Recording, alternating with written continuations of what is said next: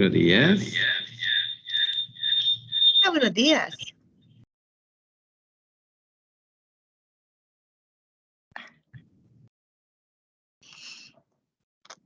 ¿Qué tal, licenciado?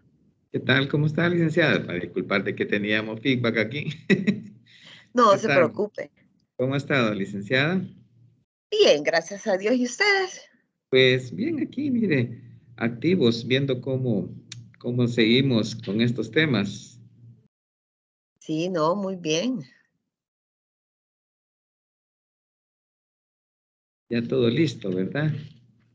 Si Ya, quiere, ya todo listo. hagamos una... Bueno, ahorita no tenemos todavía público, si gusta, solo... bueno, no tenemos problema con la compartida de pantallas y todo eso, ¿verdad? Estamos bien por No, no. aquí. Bueno, ahorita digamos que son las 8:46. Vamos a estar esperando en todo caso cuando yo después del saludo, pues ahí le voy a dar ya a usted para que desarrolle el webinar, ¿verdad? Entonces, vamos a esperar pues a las 9, si no, quizás vamos a un par de minutos más, en el caso. Sí, por mí no hay ningún problema. Yo estoy atenta cuando ustedes me indiquen. Perfecto, licenciada. Bueno, entonces estamos ya listos, gracias a Dios, Ujú. y pues que todo nos salga de la mejor forma, ¿verdad? Sí. Así va a ser, primero Dios. Sí. Por ahí le compartí la invitación también. Por ahí. Ah, sí, ya la pusieron en las redes de aquí Sí, también. viera que con esto de las invitaciones a nosotros se nos traba un poco las carretas porque como por las aprobaciones, ¿verdad? Entonces, Ajá. pero gracias a Dios, pues hicimos una invitación bastante amplia y esperemos pues tener quórum, ¿verdad? Bastante fuerte. Sí, ojalá. Sí, primero Dios que así sea. Ujú. Bueno, licenciada, cualquier cosa, pues ya estamos ahí. Estamos Vaya, en, perfecto. ¿verdad? Ahí quedo pendiente entonces para cuando se me indique. Perfecto, licenciada. Un gusto. Vaya, pues, gracias. Bueno.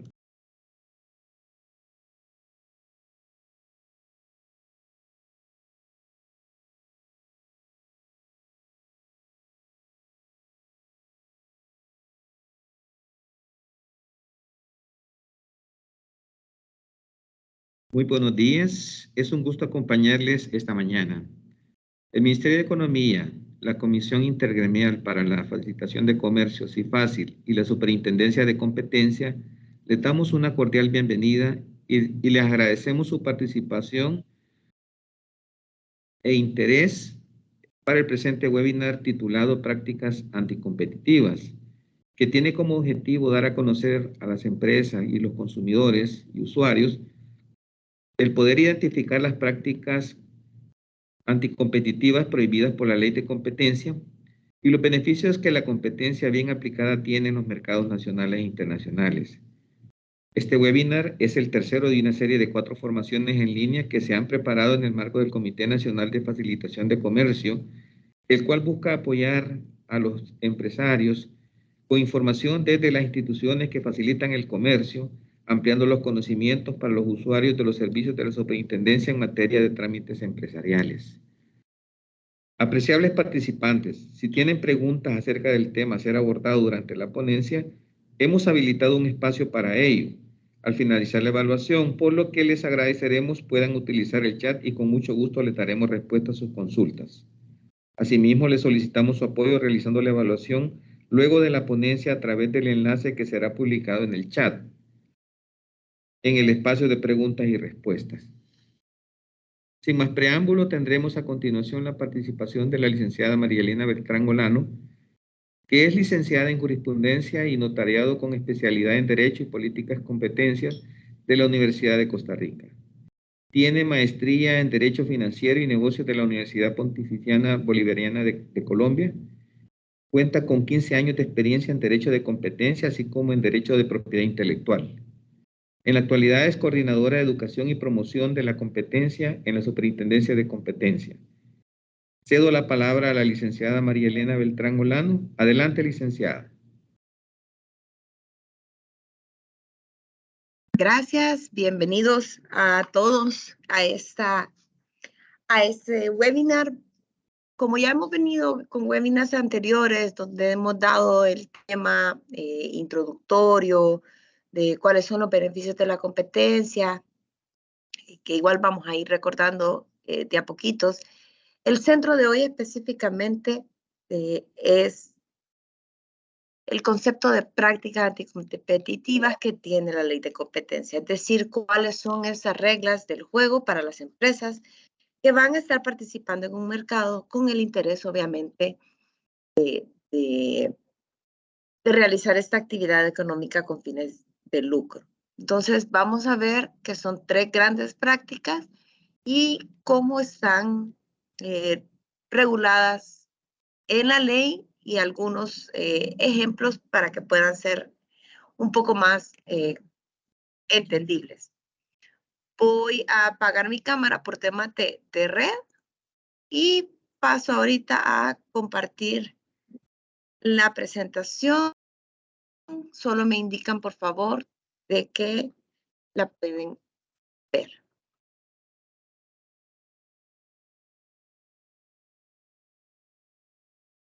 Sí se observa, sí se observa. Perfecto, perfecto, muchísimas gracias. Bueno,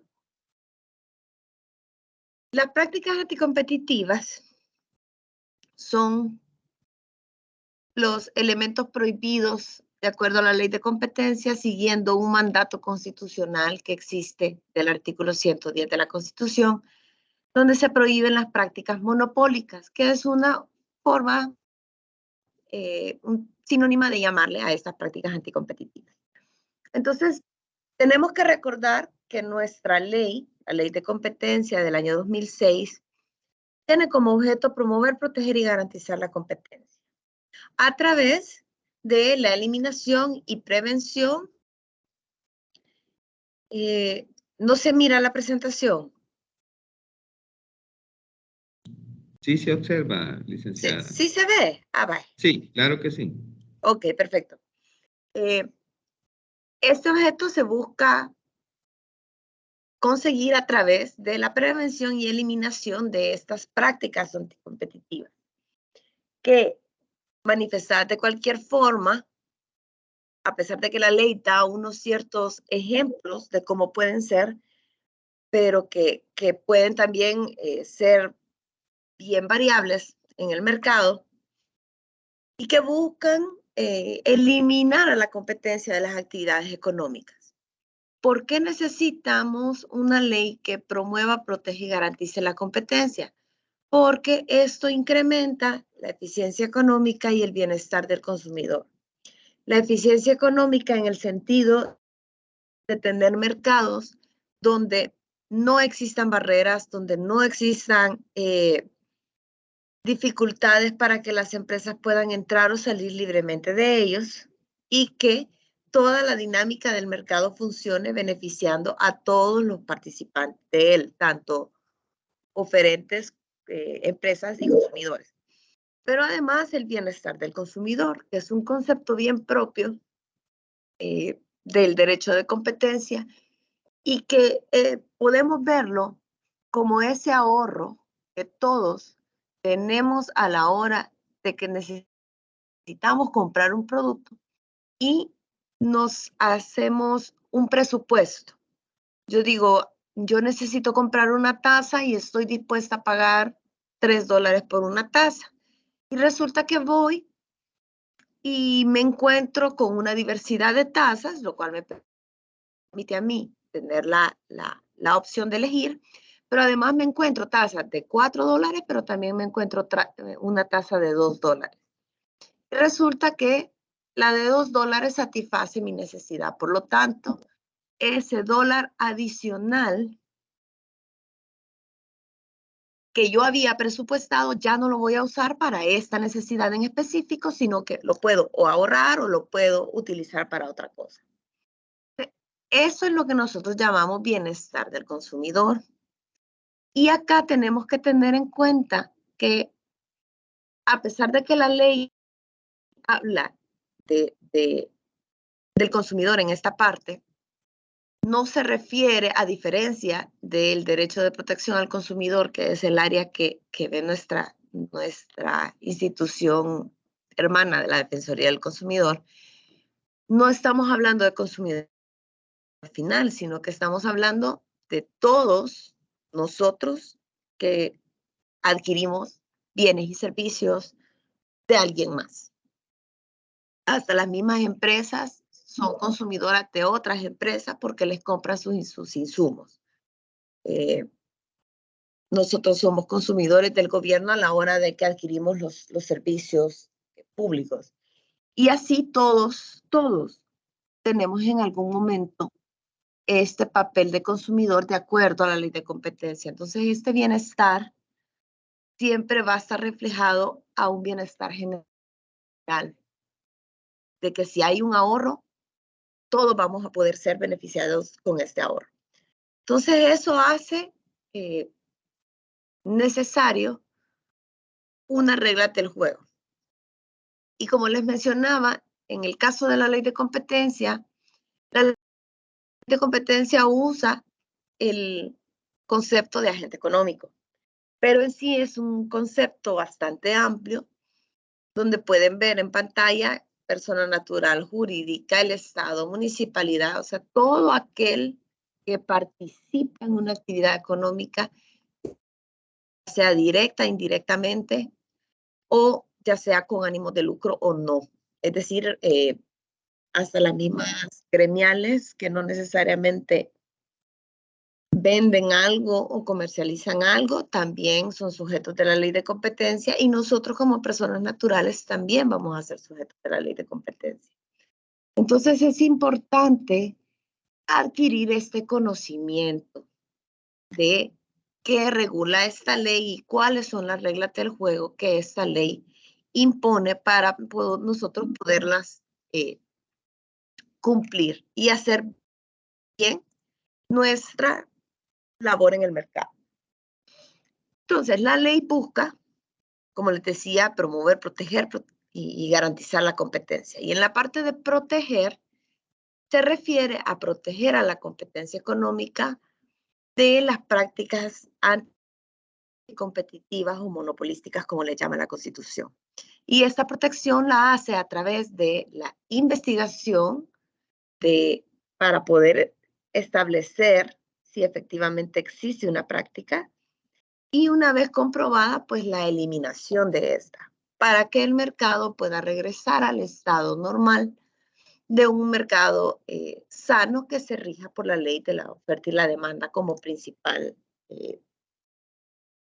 regla de conducta. Y esta investigación y eliminación de estas prácticas anticompetitivas, la superintendencia la hace a través de las actuaciones previas como una antesala a un posible procedimiento administrativo sancionador, donde se hace ya una investigación propiamente tanto jurídica como económica de la información que se ha recabado del mercado para comprobar la práctica anticompetitiva y para ver quiénes específicamente estaban realizando esta práctica anticompetitiva. Y luego eliminarla a través de órdenes de cese, pero sobre todo de restaurar el mercado lo más posible al estado en que se encontraba antes de la práctica, y que así los beneficios de la competencia no se pierdan. ¿Por qué? Porque estamos hablando que las prácticas anticompetitivas hacen que los beneficios de la competencia, que lo vimos en otra presentación anterior, pero que podemos reducirlos a la disminución de precios, el aumento de calidades en los productos que podemos adquirir, el aumento de variedades de productos que podemos consumir y aumento en la innovación propiamente de todos los mercados, son los grandes beneficios de la competencia económica y que se traducen o se trasladan a todos los que participamos en estos mercados. Entonces, tomando como base que la competencia promueve la libertad de elección que tiene el cliente o que tiene el consumidor o que tenemos todos, y le permite poder elegir entre precios, entre variedades, calidades, y que así él pueda escoger el producto que mejor le satisfaga su necesidad. Una vez se da una práctica anticompetitiva, esos beneficios se pierden. ¿Por qué? Porque si las empresas están tratando de competir en un mercado, obviamente con la intención de comerse al mercado, porque es la intención que cualquier persona que se empieza a dedicar a una actividad económica busca. Lo ideal sería que esté rivalizando con otras empresas para que esta rivalidad que se traduce en esta competencia económica de todos los beneficios que hemos estado hablando. Pero pueden haber empresas o situaciones de mercado en donde las empresas deciden que no van a competir entre ellas, sino que mejor van a tomar ciertas decisiones que les va a hacer menos engorroso el proceso de rivalidad en el mercado, porque primero ya no va a haber rivalidad, pero siempre van a tener ganancia, y eliminan a la competencia cambiándola por una de estas prácticas o una de estas conductas. El problema es que, obviamente, ellos van a seguir siendo beneficiados de la actividad económica, pero todos estos beneficios de la competencia que hablamos, que se nos trasladan a todos sus participantes, sí se van a ver disminuidos. Se van a ver disminuidos porque estas prácticas anticompetitivas usualmente conllevan como consecuencia esta pérdida de la capacidad de elección que vamos a tener aquellos que necesitemos comprar los productos o servicios que están siendo objeto de la práctica. Es probable que al no tener que competir por quitarle clientes a otro, dejen de innovar en sus procesos de producción o dejen de innovar en sus productos. Como ya no van a estar buscando dar mejor precio, pues entonces ya no tienen por qué mejorar la forma en que hacen su negocio, y la innovación se va a ir perdiendo poco a poco, tanto en los productos, la innovación de productos directamente, como la innovación de los procesos productivos. Y se puede dar, y lo más seguro es que se dé, un aumento en los precios de los productos o servicios. Porque claro, ese esfuerzo que las empresas se ahorran por no tener que competir, lo utilizan para ver cómo aumentan sus ganancias, para siempre seguir con su ánimo de lucro, que es obviamente el incentivo de cualquier empresario o de cualquier persona que quiere ganarse la vida a través de comprar o vender cosas. Entonces, el que se pierdan estos beneficios por una sustitución de la competencia, de acuerdo a la Constitución, está prohibido, porque se prohíben estas prácticas.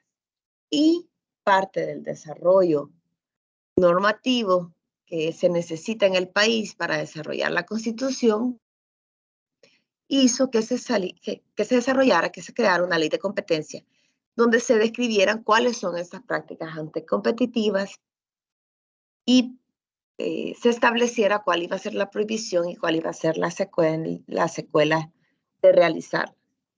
Entonces, cuando hablamos de prácticas anticompetitivas, estamos hablando de conductas que hacen las empresas y que van a generar infracciones administrativas. Es decir, la superintendencia va a poner una sanción.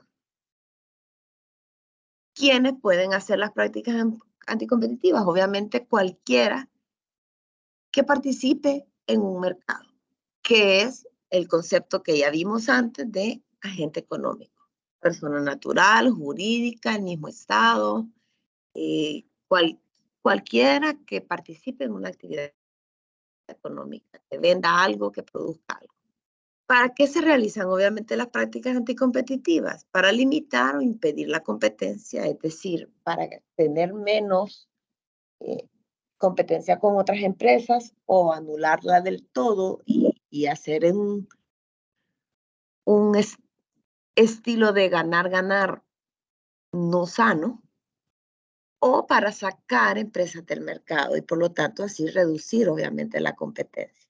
Entonces, esos son como los grandes objetivos de las prácticas anticompetitivas, siempre guiadas con el eje del ánimo de lucro.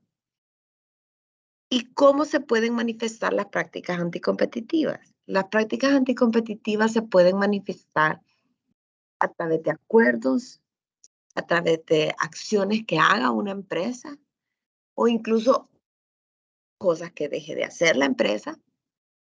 Pueden ser conductas de varias empresas poniéndose de acuerdo o actuando en conjunto, o puede ser una sola empresa realizando una actividad, y pueden ser actividades o conductas expresas o tácitas, o sea, que directamente estén diciendo, esto es para eliminar la competencia, o que ellos digan, no, sí, yo acepto competencia, pero su comportamiento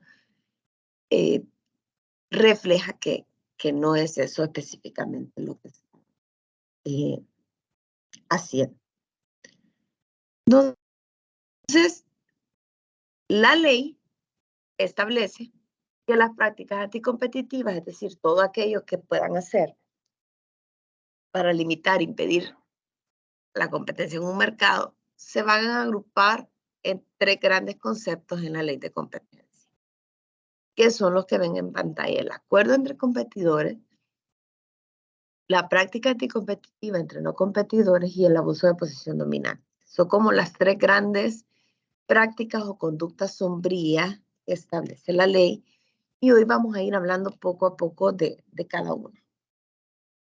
Vamos a comenzar con el acuerdo entre competidores. Es el artículo 25 de la actual ley de competencia, y estamos hablando de una práctica que se conoce también como cartel y es considerada la práctica más grave de todas las posibles prácticas anticompetitivas.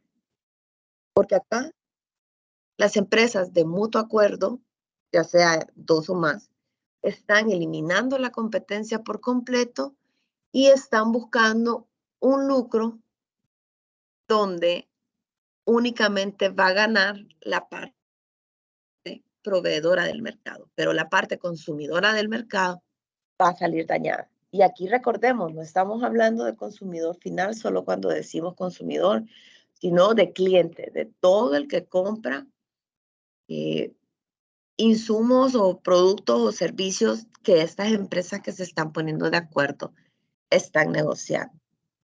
Y las variables que puede tener esta práctica, estos acuerdos, pueden versar sobre precios, sobre cantidades de producción, pueden ser acuerdos que busquen amañar o manipular los procedimientos de compras públicas por parte de la administración, o pueden ser decisiones de división de mercado por zona territorial, o sea, de reparto de mercado. Acá yo les puedo comentar de un caso, bueno, de varios casos, pero que tenemos varios sancionados, pero el caso más grande y el que es bastante ejemplificativo de lo dañino que puede llegar a ser un acuerdo entre competidores fue un caso que se dio al inicio de la superintendencia de las harinas de trigo, porque ahí lo que había pasado era que las empresas harineras habían hecho un acuerdo mediante el cual se habían manipulado el mercado a través de la cantidad de harina que producían y se garantizaban no tener que producir más a través de un reparto de mercado que habían hecho de los clientes. Entonces, tenemos que los panaderos necesitaban este insumo para poder hacer su producto, de repente querían cambiar de proveedor y no los dejaban. Y les decían, no, usted ya le compra al otro proveedor y por lo tanto yo no le puedo vender. Ya se manifestaba el reparto de clientes. Además, eso implicaba de que al no tener opción los panaderos para comprar harina, porque en ese momento no habían importaciones y si las habían eran muy bajas, de este insumo de otro lado, estaban literalmente obligados a comprarle a una de esas. Y antes del acuerdo, sí había competencia entre ambas, donde cada quien buscaba ser la harinera favorita de los panaderos. Pero en este caso, con el acuerdo, ya no se da. Y habían panaderos que preferían la harina de la otra empresa, pero no lo podían comprar porque ellos le decían, no, tú sos cliente del otro, no te puedo vender. Entonces, ¿qué pasa con este acuerdo?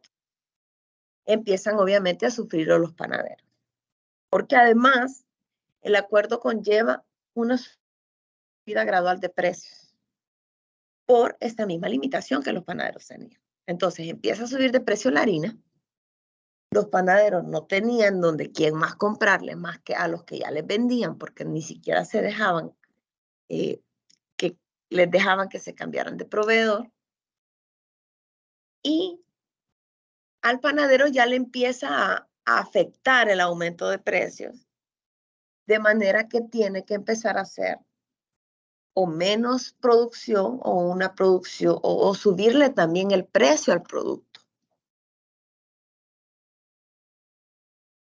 En esta época se empiezan a dar entonces protestas que iban a la Asamblea Legislativa justamente de los panaderos quejándose de que ya tenían bastante tiempo con este acuerdo, con estos aumentos de precios indiscriminados, sentían ellos de parte de las empresas, y que muchos panaderos, al tener que poner su pan más caro, el consumidor final, o sea, aquí sí, los hogares salvadoreños, como tampoco era que hubieran, que tuvieran de la noche a la mañana un ingreso mayor, entonces tenían que elegir o consumir menos pan, menos producto, o buscar otro panadero, otro proveedor que les diera ese mejor precio que la competencia permite.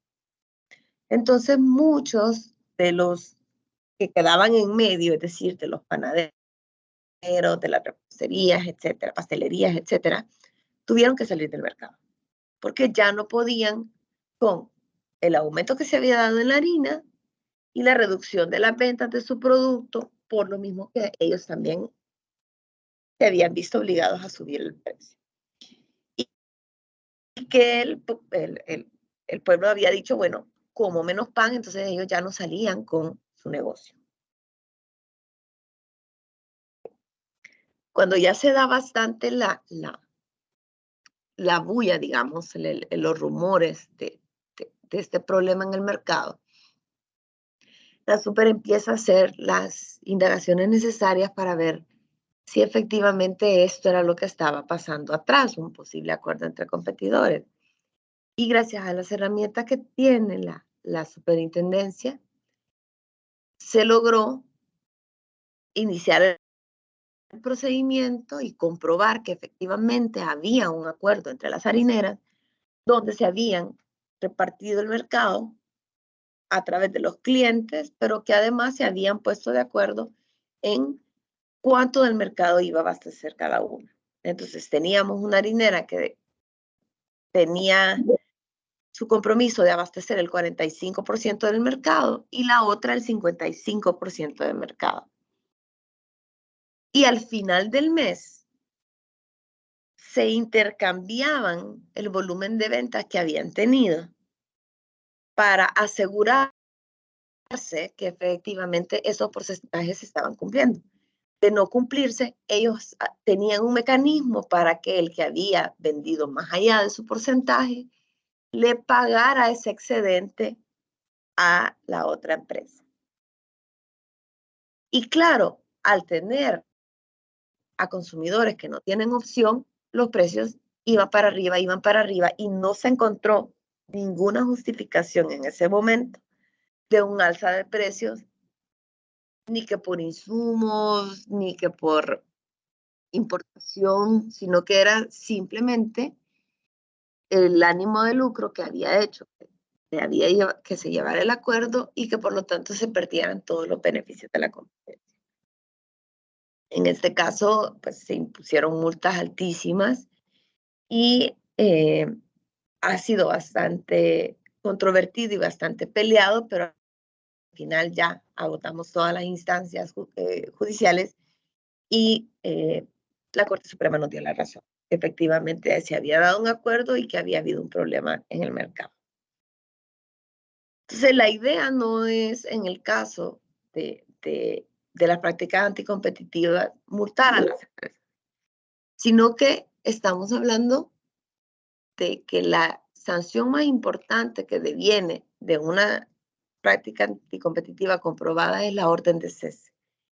Es de la obligación de, mire, deje de hacer la práctica anticompetitiva para que el mercado regrese a un funcionamiento normal. Y en vista que el acuerdo entre competidores, pese al derecho de defensa que todas las empresas tienen, no puede ser defendible, es decir, no puede ser justificable, no hay una forma en que las empresas digan, mire, pero es que este acuerdo es en pro del mercado. No existe, de acuerdo a la literatura en competencia, un caso donde un acuerdo entre competidores pueda verse como algo positivo necesariamente al mercado. Incluso, aunque a simple vista, un acuerdo entre competidores que trata de una reducción de precios, digamos, y no necesariamente una alza de precios, sino una reducción, de acuerdo a los análisis económicos que se hacen de este tipo de figuras, se concluye que tampoco pueden verse como una conducta justificable, porque siempre conlleva la intención, primero, de eliminar la competencia y segundo, de que esa decisión hace que mayores beneficios que pueden ser dados a los clientes no son dados y ese al final es el motivo del acuerdo. No es tanto el tema de reducir de precios, es limitar qué tanto beneficio le vas a dar al cliente para que no se vaya contigo, sino que se mantenga como está la situación de mercado ahorita.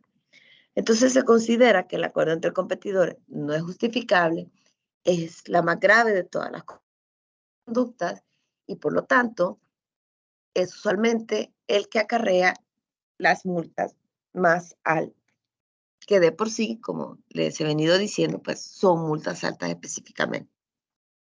Aquí terminamos con el primer grupo de conductas de prácticas anticompetitivas, que es el acuerdo entre competidores. Y pasamos al siguiente. El siguiente es una práctica entre no competidores, es el artículo 26 de la Ley de Competencia, y acá se refiere a que son acuerdos o decisiones que toman empresas que no necesariamente están compitiendo entre sí, como si pasa con los acuerdos entre competidores, sino que acá son empresas que pueden estar trabajando juntas porque hay algún tipo de necesidad de una actividad para poder realizar otra, y entonces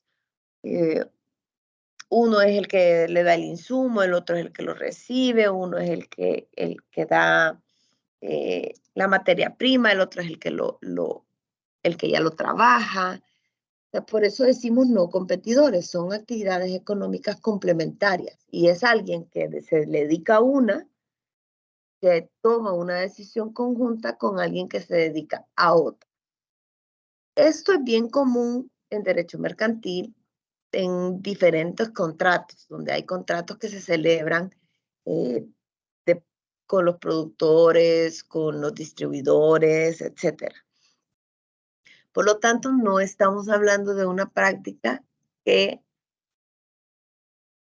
sea como el acuerdo entre competidores, que desde el momento en que yo pruebo que hay un acuerdo, ya hay, ya merita sanción, sino que acá yo puedo saber que hay un acuerdo, un contrato, una decisión entre no competidores, pero tengo que analizar si efectivamente esto tiene secuelas en la competencia.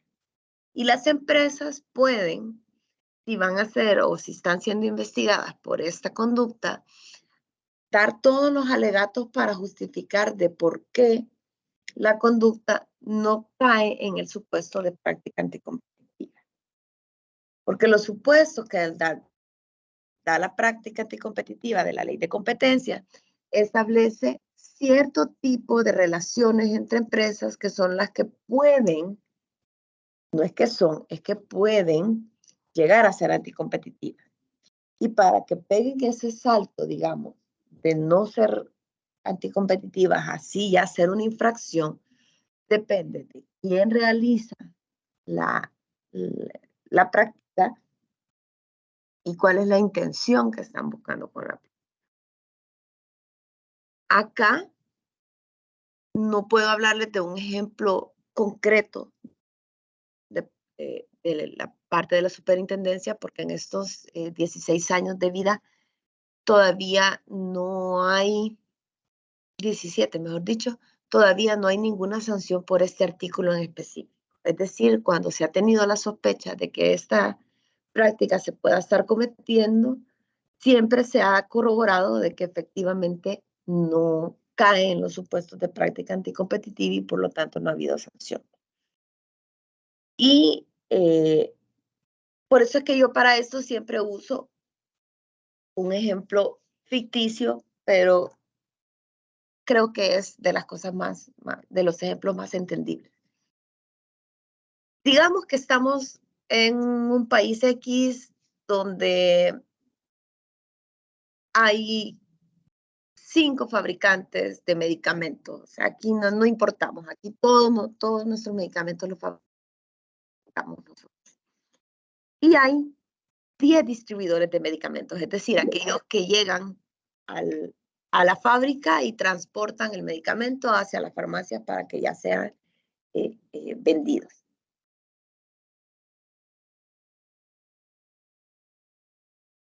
Si viene una empresa de las que fabrica medicamentos y dice, bueno, a mí me gusta cómo este distribuidor A me distribuye los medicamentos a las farmacias, pues yo la verdad es que quiero que trabaje solo conmigo, entonces yo le ofrezco un contrato de exclusividad y le digo, vaya, tú me vas a vender exclusivamente mis medicamentos a la farmacia, o sea, tú los vas a llevar a las farmacias. Y para compensar el tema de que no vas a tener otros clientes, yo te voy a dar ciertos beneficios que devienen de esta exclusividad, como por ejemplo, yo voy a pintar tus camioncitos en los cuales tú mandas el medicamento a las farmacias. Y voy a educar a la gente que trabaja contigo de cuáles son los requisitos para manejar mejor los medicamentos y así nos aseguramos que estamos vendiendo medicamentos buenos al llegar a la farmacia. Entonces hay un ganar-ganar para ambas empresas. Es un contrato lícito, es una decisión de negocios común y corriente que se pueden dar todos los días. Pero ¿qué pasa? Ninguno de los dos en su área, en su eslabón de la cadena de producción, es dominante, es decir, es el más grande, el que tiene más poder de negociación, sino que son uno más de los competidores que existen en cada uno de los sectores. La situación cambia si estamos hablando de que solo hay 2, digamos, proveedores de medicamentos, fabricantes de medicamentos, y solo hay 2 distribuidores. Pero resulta que de los distribuidores, solo uno tiene distribución en camiones refrigerados, o sea, en frío. Pero las dos productoras de medicamentos hacen medicamentos que necesitan transporte en frío.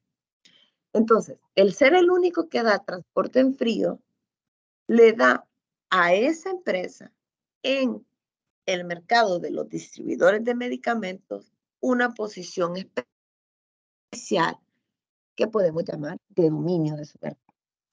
Que tiene mayor poder de negociación gracias a ese atributo que lo saca del resto. Entonces, si una de las farmacéuticas viene y le dice, mira, yo quiero hacer un contrato de exclusividad porque me gusta cómo tú transportas mis medicamentos, vamos a tener beneficios especiales, esto puede incluso abaratar el producto, yo te voy a dar mantenimiento a tus camioncitos refrigerados, y es exactamente el mismo contrato del que hablamos antes. Implica exactamente los mismos beneficios para ambos, pero por el tamaño y la importancia de uno de ellos, este sí va a tener consecuencias en la competencia. ¿Por qué? Porque al otro que hace medicamento y necesita transporte en frío, yo le cierro su cadena de distribución por completo. No va a tener cómo sacar ese medicamento y llevarlo a la farmacia. Y el otro distribuidor, como no tiene esa capacidad, va a perder además la venta de, o la distribución, mejor dicho, la parte de distribución que él absorbía de los medicamentos que no se vendían, que no se venden refrigerados y que se la daba yo por tema de competencia también, o sea, de utilizar los servicios. Entonces, los dos competidores que quedaron fuera del acuerdo o de la decisión, mejor dicho, de negocios, van a quedar de alguna manera afectados y pueden ser incluso desplazados del mercado. O sea, puede que la otra farmacéutica tenga que salir del mercado o tenga que dejar de hacer productos refrigerados porque yo le quité su opción de distribución de medicamentos refrigerados. Entonces, ¿quién pierde? Pierde él porque tiene que vender menos productos. Pierde el otro distribuidor porque el otro productor hacer menos productos, obviamente él va a distribuir menos. Y pierde el consumidor en el momento en que él se va a quedar primero sin la opción de otros medicamentos refrigerados y puede que a él le hayan dejado su receta específicamente con otro medicamento que no era de los míos, pero ya no va a tener acceso a él porque mi competidor, a quien este contrato de exclusividad le cerró las puertas totalmente, o va a dejar de producir la medicina o va a salir del mercado. Entonces,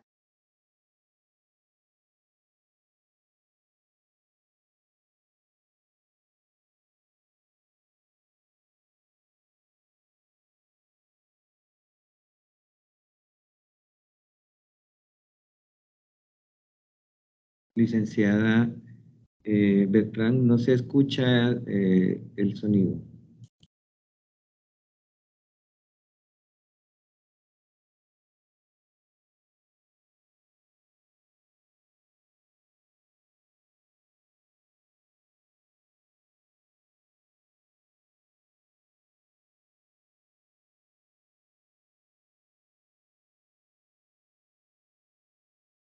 ahí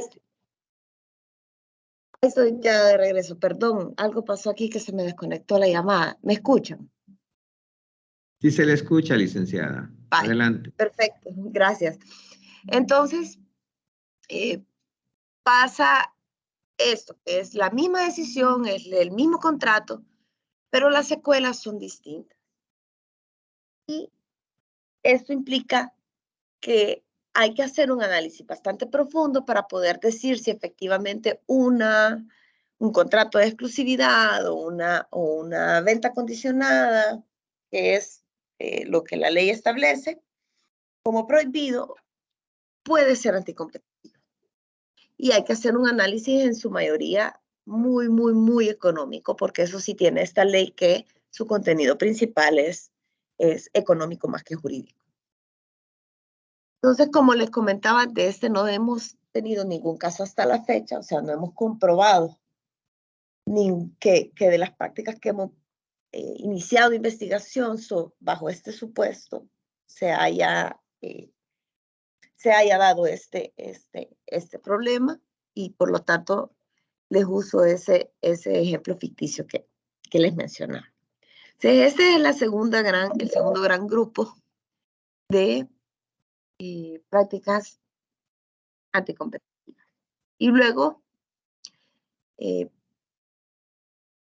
como acá entran conceptos importantes que no aplican necesariamente para el acuerdo entre competidores, quiero que veamos un poco lo que es el mercado relevante. El mercado relevante es como la circunscripción en la cual se hace el análisis y que implica los productos que pueden ser sustitutos en caso de un aumento de precio de otro producto, o que tanto está dispuesto el cliente o consumidor a desplazarse si su producto sale del mercado, de su mercado inmediato, por ejemplo. Entonces, este concepto del mercado relevante nos permite dimensionar, primero, si efectivamente hay alguien que domine el mercado, porque si hay sustitutos válidos, puede que no haya una dominancia como tal, pero si no los hay, es bien probable de que eso dé cierto poder. Y además, el mercado relevante nos permite ver quiénes están participando en esta circunscripción que vamos a analizar, cuánto del mercado tienen, si alguno tiene posición dominante y si hay productos sustitutos. Por ejemplo, yo les puedo decir, si en mi caso prefiero la Coca-Cola, pero si no hay Coca-Cola, sino que hay Pepsi, pues entonces yo voy a pedir una Pepsi y no tengo problema. O sea, en mi caso es fácil sustituir un producto, pero eso no se puede hacer con cualquier producto. Por ejemplo, si mi carro es diésel y se acaba el diésel, yo no puedo ponerle gasolina. O sea, ahí no hay sustitución. Entonces, todos esos análisis son importantes a la hora de ir determinando, ir mapeando los efectos económicos de decisiones como las que veíamos antes y las que vamos a ver justamente después. Y la posición dominante, que es lo que les mencionaba antes, que es la posibilidad de la gente de comportarse diferente y que no haya nada que lo vuelva como a encarrilar. Por ejemplo, si sube los precios, no es que va a haber otro competidor al que se van a mover los consumidores, sino que el consumidor va a estar atado a comprarles porque sí o sí. O si de repente ellos deciden que no van a abastecer un mercado, generan una escasez completa. Entonces, es decir, tienen un cierto poder. Y yo, para ejemplificar esto, de por qué es importante el concepto de posición dominante para el análisis de ciertas prácticas, especialmente las anteriores y sobre todo la que viene, que es ya el abuso de una posición dominante, es porque no es lo mismo. Si nos situamos todos en un hipotético y decimos que entramos a un cuarto, a un salón de clases, donde hay puros niños de kinder. Entonces, estamos hablando de niños pequeños, de 30 centímetros de altura, está súper lleno el aula, pero todos los niños están ahí. Y de repente viene otro niño, que al igual que ellos, abre la puerta y quiere atravesar el salón corriendo.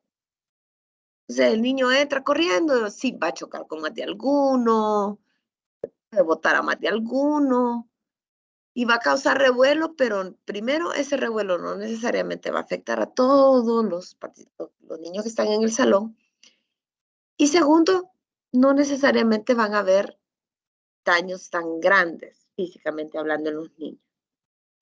Pero, ¿qué pasa si en ese mismo salón, lleno de esos mismos niños, entra una figura como La Roca, o entra una figura como un luchador de lucha libre, o entra un basquetbolista de la NBA y hace exactamente la misma conducta?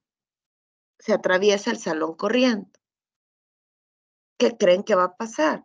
Ahí sí puede ser que un niño salga con una pierna quebrada, puede ser que todo el salón se convulsione porque se van a empezar a empujar entre sí porque él necesita más espacio para pasar, entonces se pueden incluso estar acorralando a los niños que estaban pegados a la pared. Si se para en la manita de un niño, lo más seguro es que le quiebre algún dedo.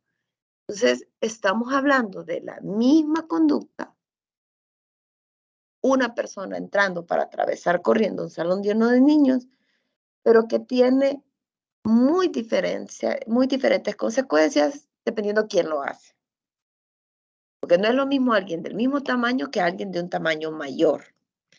Y aquí es donde se vuelve relevante el tema de la posición dominante.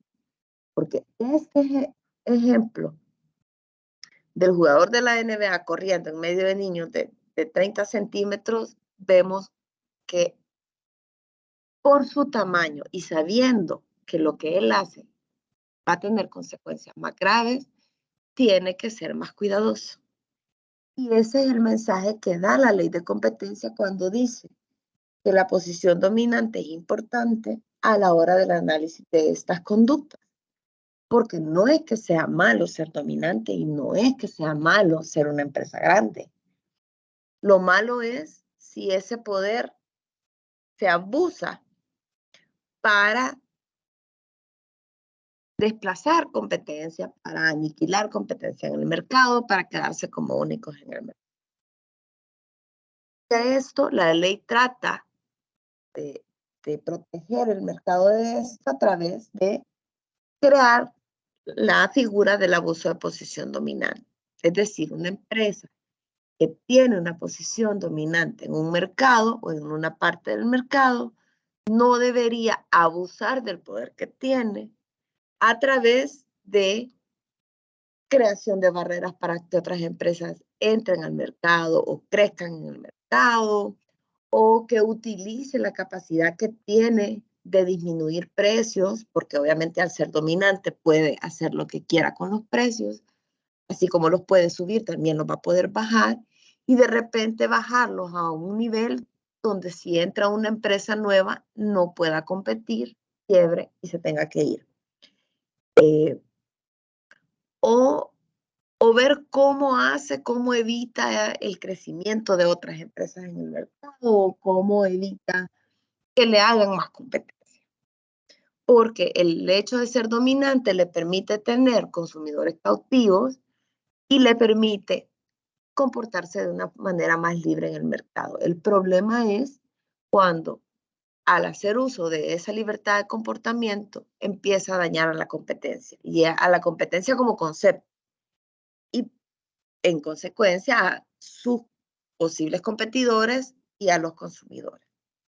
Eso es normalmente lo que muchas veces en las noticias o en los discursos vemos que la gente se refiere a monopolios en El Salvador. Porque monopolios en El Salvador no es una figura prohibida. La Constitución no prohíbe los monopolios, prohíbe las prácticas anticompetitivas, pero lo que sí dice la Constitución es que no se van a autorizar monopolios en manos de privados, a menos que sea por un fin público. Pero no está hablando de este tipo de monopolio, o sea, no está hablando de la empresa grande. sino que está hablando de una figura legal que también se llama monopolio y que eso no puede ser acordado para privados. Pero lo que sí dice la Constitución que está prohibido es la práctica antimonopolística o la práctica anticompetitiva. Y una de esas prácticas anticompetitivas es el abuso de posición dominante. Entonces, esta es la figura que normalmente se da más en mercados como los nuestros, que son mercados pequeños, pero que efectivamente son bien comunes y muchas veces son conductas que son bien sutiles. Aquí les puedo dar diversos casos, por ejemplo, igual al inicio de la super, cuando estaban las distribuidoras eléctricas y que comenzaban en ciertas residenciales a tener sus propias distribuidoras eléctricas, para poderse interconectar, las distribuidoras grandes tenían que apagar la red un rato para que el otro pudiera hacer sus conexiones a salvo. Pero las distribuidoras grandes se postergaban y ponían un montón de obstáculos, o sea, era algo que podían hacer de una manera bien sencilla, pero lo postergaban porque la idea era que se rindiera el que quería interconectarse y entonces ser ellos ya quienes proveían el servicio a estos nuevos condominios y residenciales que se estaban dando. Entonces son este tipo de tácticas, así que son las que vamos analizando y, como les digo, una vez las vamos comprobando, pues se imponen las diferentes multas. Y la multa ahorita, con el salario mínimo que tenemos, llega como tope hasta $1.825.000. Obviamente esto no es que siempre se pone el tope, se analizan muchas cosas, incluido el tamaño de la empresa que se va a sancionar. Y además existe el tema del agravante, es decir, puede llegar a eliminarse ese tope y decir, bueno, vamos a hacer entonces mejor un cálculo sobre ventas o activos, y eso puede llegar a ser todavía mucho más del $1.800.000. O sea, ahí va a depender de qué tan grave fue la conducta cometida. Pero además está una multa que también se impone bastante, que es la falta de colaboración. Porque para hacer todas estas investigaciones y todas estas comprobaciones, la superintendencia necesita información y la ley le faculta para pedírsela a cualquier persona. Y aquella persona que no colabore o que no brinde la información solicitada puede ser sancionado con una multa diaria por atraso en la colaboración, que es la que ustedes ven en pantalla de $3.600 hasta $3.650 diarios. Entonces, si son varios días de atraso, pues igual puede llegar a ser una multa bastante onerosa. Pero más allá de la multa económica, que es lo que tienen ahorita en pantalla, lo principal es el cese de la práctica anticompetitiva. O sea, que se deje, que la competencia fluya, que el mercado regrese a ser un mercado sano para que se generen todos los beneficios de los que hemos hablado, de precio, variedad, calidad, etcétera. Y esa es la sanción más importante.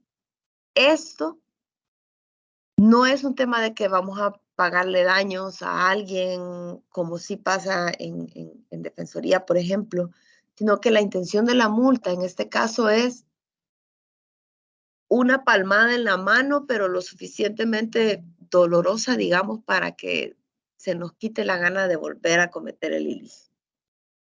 No es o sea, es un verdadero jalón de oreja que queda evidenciado públicamente, por lo tanto también se daña la parte de prestigio de las empresas, pero además eso sirve para que otras empresas no sigan en el mal ejemplo. Y se busca que sean multas que desincentiven el repetir la conducta, pero además desincentiven a terceros de cometerla. Porque ¿qué daños generan las prácticas? O sea, una vez comprobada la práctica, los daños, como les decía yo, son siempre a nivel de mercado. A veces se van a ver, van a ser bien evidentes y a veces pueden no ser muy evidentes. Porque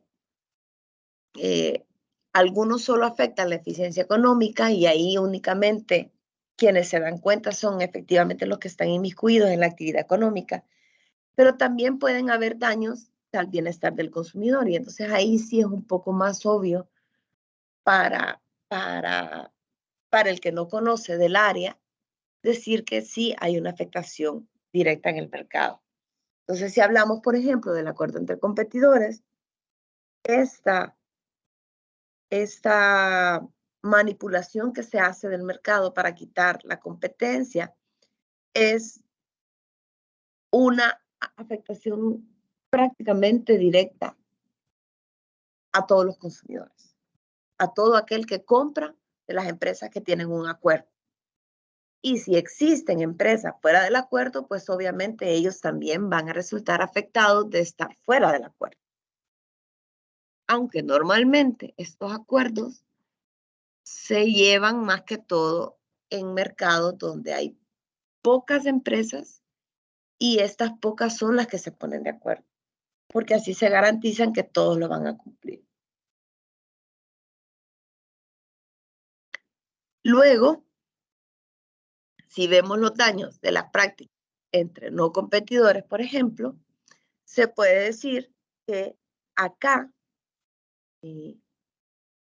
se van a dar condiciones o restricciones que no tienen una justificación necesariamente de eficiencia, que va a afectar a la competencia en el mercado, ya sea de uno de los que participan en la práctica o en los dos, y lo que se afecta principalmente va a ser la eficiencia económica. Entonces, no necesariamente se va a ver un daño al consumidor en este tipo de prácticas, puede llegar a verlo, pero el daño va a ser más al mercado directamente. Y en el abuso de posición dominante, obviamente sale afectada la eficiencia en el mercado por todo aquel que quiere entrar y competir no puede, pero además va a haber un perjuicio directo del interés del consumidor porque casi siempre un abuso va acompañado de una subida de precio o de una eliminación de opciones y de variedades. Entonces sí hay una afectación que puede considerarse directa. Pero como ven, en las prácticas anticompetitivas no estamos hablando de un daño a la empresa X o al consumidor Juan Domínguez, sino que estamos hablando de afectaciones que son más generalizadas, que casi siempre afectan a todo el mercado y por lo tanto todos los inmiscuidos en el mercado, tanto sus clientes, sus consumidores, las otras empresas, las que proveen, las que dan insumos, todos los que están en la cadena de valor de ese producto o servicio, van a recibir secuelas de una práctica anticompetitiva. Entonces, acá termino de la explicación propiamente de las prácticas anticompetitivas como tal, siempre haciendo el recordatorio de que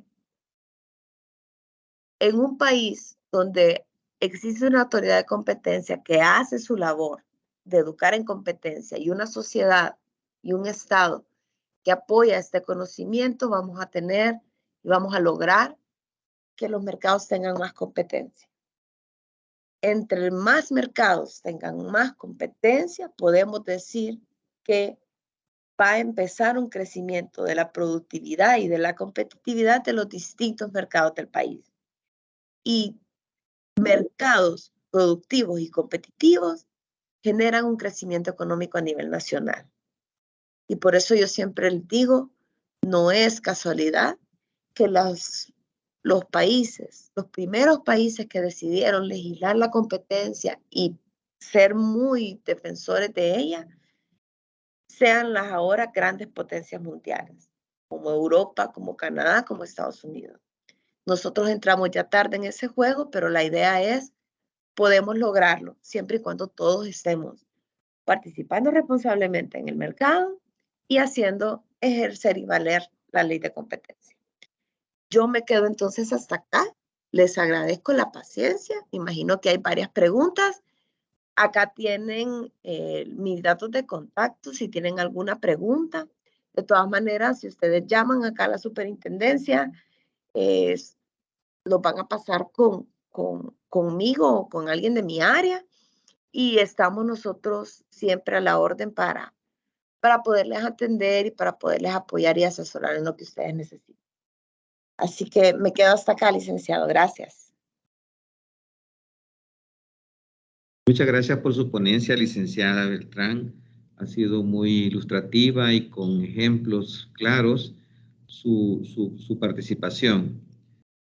Estimados participantes, en estos momentos se les publicará en el chat el enlace de evaluación de esta ponencia, para lo cual les brindaremos 5 minutos a fin de que puedan completarla.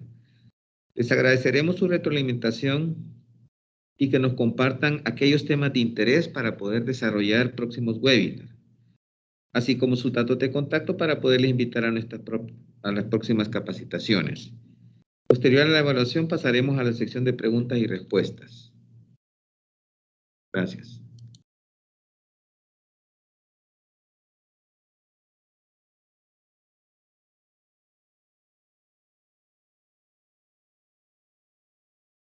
Podamos incluir sus solicitudes y observaciones para próximos webinars. En este momento daremos paso a la sección de preguntas y respuestas, dando lectura bajo la metodología una pregunta para su posterior respuesta. Licenciada, nos pregunta Joana Aguirre.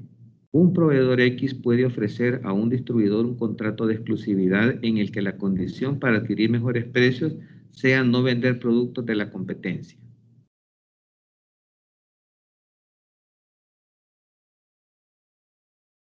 Perdón, ¿me la puedes repetir?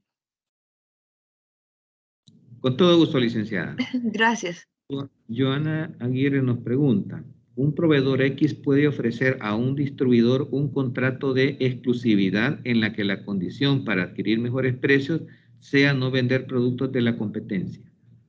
Sí, sí se puede. O sea, sí es un contrato válido.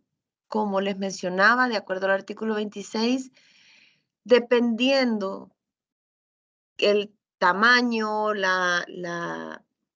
si hay o no posición dominante de alguno de los dos, es donde puede pegar el salto de ser un contrato válido y legal, que conste, o a hacer ya una práctica anticompetitiva. Pero eso tiene que verse caso por caso y tiene que hacerse el análisis. Pero un contrato de exclusividad normalmente es un contrato válido, legítimo y que incluso muchas veces tiene más beneficios que posibles consecuencias. Entonces sí, sí se puede. Muchas gracias por la respuesta, licenciada. José Chinchilla nos consulta.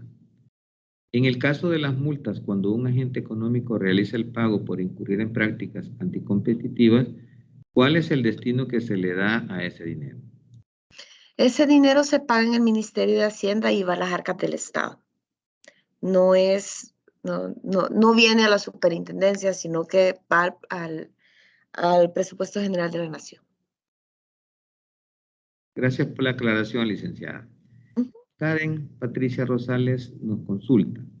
Las prácticas anticompetitivas son directamente entre empresas, acciones entre empresas. ¿Qué pasa en el caso de una oficina jurídica o despacho contable en el caso de que uno de sus trabajadores ofrece dichos servicios a los mismos clientes, pero a un menor precio? Ahí estamos hablando ya de competencia desleal, que ese ya es otro ámbito distinto. Y no es que los bufetes no sean empresas, o mejor dicho, agentes económicos desde el punto de vista de la competencia. Agentes económicos vamos a ser, por ejemplo, en mi caso como abogada, puedo ser yo de abogado y notario que estoy vendiendo mi posibilidad de hacer escrituras o de legalizar firmas O va a ser un agente económico una escuela o una universidad. Va a ser un agente económico una empresa. Va a ser un agente económico el señor que vende paletas. O sea, el concepto de agente económico va más allá del de empresa. Usualmente yo uso empresa porque es como más entendible, pero sí puede ser una práctica anticompetitiva realizada por cualquiera, pero el dar un precio más bajo no es una práctica anticompetitiva. Pudiera ser usado en una manifestación de un abuso de posición dominante, pero solo el concepto de dar un precio más bajo es justamente uno de los beneficios de la competencia. Pero cuando ya son, como el caso que plantea la señorita, donde debería haber una lealtad profesional y no la hay, entonces ahí sí ya sale del ámbito de la esfera de conocimiento de la Superintendencia de Competencia y para eso cuentan con las herramientas que da el Código de Comercio de competencia desleal. Que ahí sí habla de cuáles son esas limitaciones de ataques directos que las empresas no están permitidos hacerse o que los empleados o que como gusten llamarlos, pero que el que vende un producto o servicio no puede hacerle a otro que vende el mismo producto y servicio. Y eso ya se mira en los tribunales. Muchas gracias, licenciada, por la respuesta. Walter Samuel Iraeta nos consulta. Pregunta, como contadores del CBP-CPA obliga al cumplimiento de 40 horas anuales de formación. Sin embargo, no todas las capacitaciones, como esta, por ejemplo, no son válidas porque no tienen convenio con el CBP-CPA. ¿Califica como práctica anticompetitiva? A esa es a la que le traté de dar respuesta, pero no se logró ver que a eso estaba respondiendo en el chat, pero sí, no, eso no aplica como práctica anticompetitiva. Ahí sí no entra de ninguna manera en la parte del conocimiento que da la ley. Perfecto, licenciada, entendemos. Ricardo Alfredo Domínguez nos pregunta, ¿hay algún control sobre los procesos gubernamentales que bloquean o impidan ser competitivos? Control como tal, o sea, nosotros podemos opinar, por ejemplo, de proyectos de leyes que vayan a salir o de requisitos que existan en un mercado que hagan más difícil el tema de entrar y salir y eso. Pero lo que podemos hacer nosotros es darle recomendaciones a las otras instituciones de gobierno de cómo pueden mejorar esa regulación o esos permisos a manera de que se mejore la competencia en el mercado. Pero controlar como tal u obligar a las otras instituciones, sí, la ley no nota esa facultad. Nos permite opinar, nos permite recomendar y tratar de abogar porque las otras instituciones no se conviertan en obstáculos ni barreras para la competencia tampoco en los mercados. Muchas gracias por la respuesta, licenciada. Blanca Nidia Larios nos consulta. Las atenuantes o agravantes de una multa, por ejemplo, en el caso de la obstaculización en la información, ¿en base a qué se calcula? La ley da los criterios para los cálculos de la multa.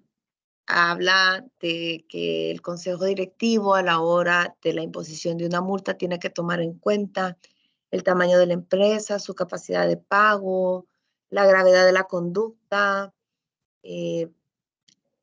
la longevidad de la conducta, o sea, la duración como tal de la conducta, si es una conducta repetitiva, pero no hay como una forma tasada, digamos, de cuándo algo va a ser agravante o atenuante del monto.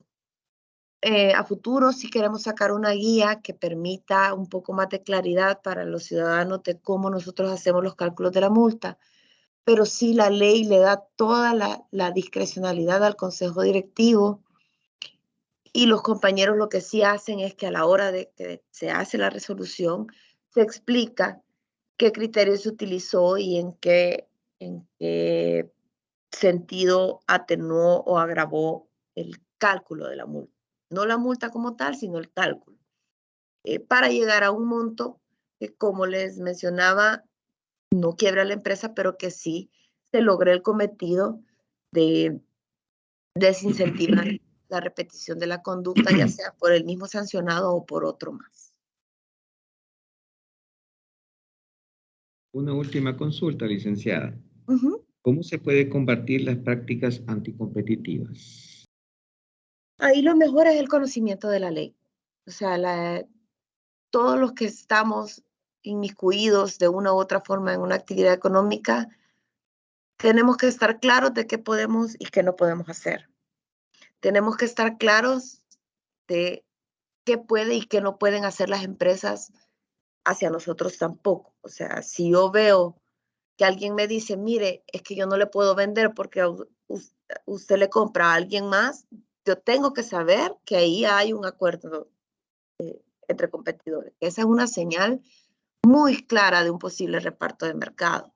Entonces ahí necesito cumplir con mi deber ciudadano de acercarme a la superintendencia y ya sea o poner una denuncia o en la página web poner un aviso que permita que la superintendencia empiece a conocer de oficio. Pero al final ahí es conocimiento de ley. O sea, esa es la mejor manera de lograr la prevención de la práctica anticompetitiva.